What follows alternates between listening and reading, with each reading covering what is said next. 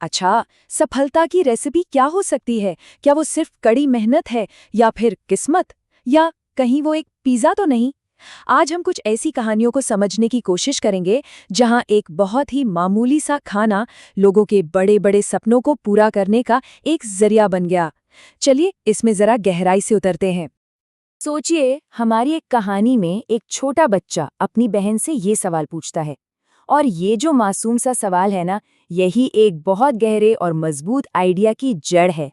ये सवाल सिर्फ पेट की भूख का नहीं था, ये एक इच्छा का, एक सपने का सवाल था। तो मतलब इन कहानियों में पिज्जा सिर्फ एक डिश नहीं है। नहीं, ये एक सिंबल है, एक ऐसी चीज पाने की चाहत का जो पहुंच से बाहर लगती है। ये स्टेटस का प्रतीक है और साफ तौर पर दिखाता है कि अमीरों और बाकी लोगों की दुनिया में कितना फासला है। तो चलिए कहानी की शुरुआत में चलते हैं, ये समझने के लिए कि कैसे और ज्यादा पाने की चाहत ही इन सभी कहानियों का स्टार्टिंग पॉइंट थी। हमारे सभी हीरो अपनी अपनी जिंदगी के एक बहुत ही मुश्किल मोड़ पर खड़े थे।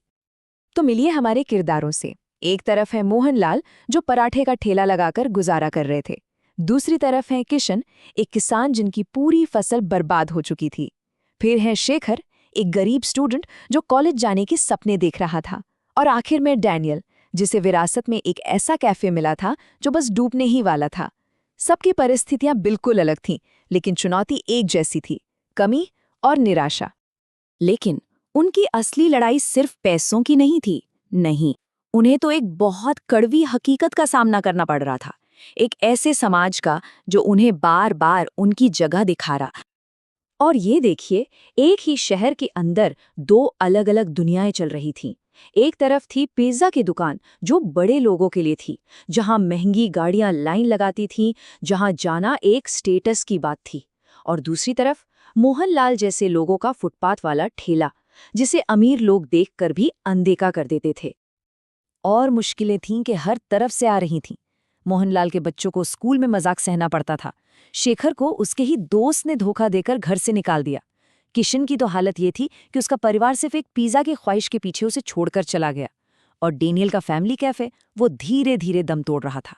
ऐसा लग रहा था मानो हर तरफ से निराशा की एक दीवार खड़ी हो गई हो। लेकिन फिर कहानी में एक जबरदस्त मोड़ आता है। वो एक पल जब सारी निराशा उम्मीद में बदल जाती है। एक ऐसा आइडिया जो सब कुछ बदलने की ताकत रखता था। इसे हम कह सकते हैं फ्यूजन फूड का आइडिया।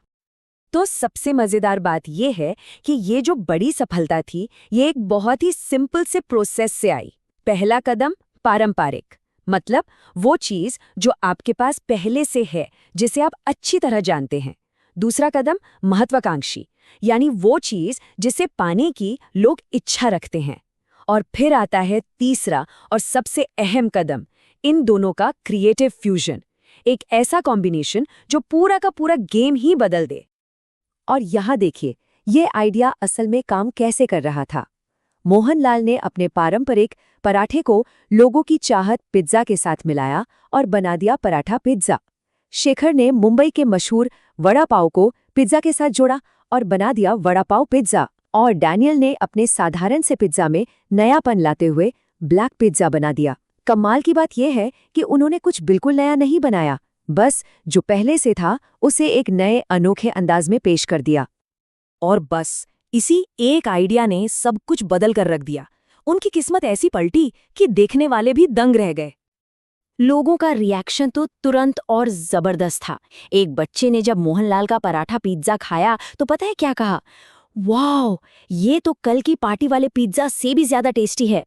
असल में लोगों को वो मिल गया था जिसकी उन्हें तलाश थी, कुछ जाना पहचाना सा, लेकिन फिर भी नया और एक्साइटिंग। और सफलता की रफ्तार तो देखिए, मतलब होश उड़ाने वाली थी।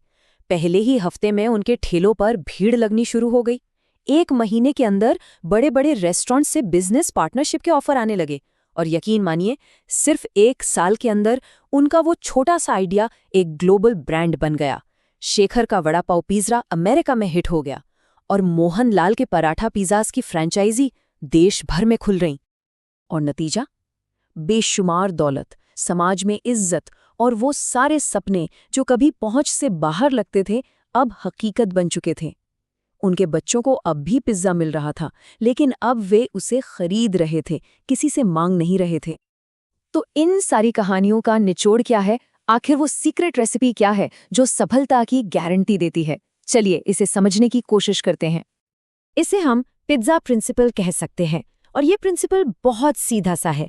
ये कहता है कि कामयाबी अक्सर कुछ बिल्कुल नया आविष्कार करने से नहीं मिलती, बल्कि जो चीज़ पहले से मौजूद है और लोगों की पहुंच में है, उसे किसी मॉडर्न और आकर्षक चीज़ के साथ क्रिएटिव तरीके से मिलाने से मिलती है।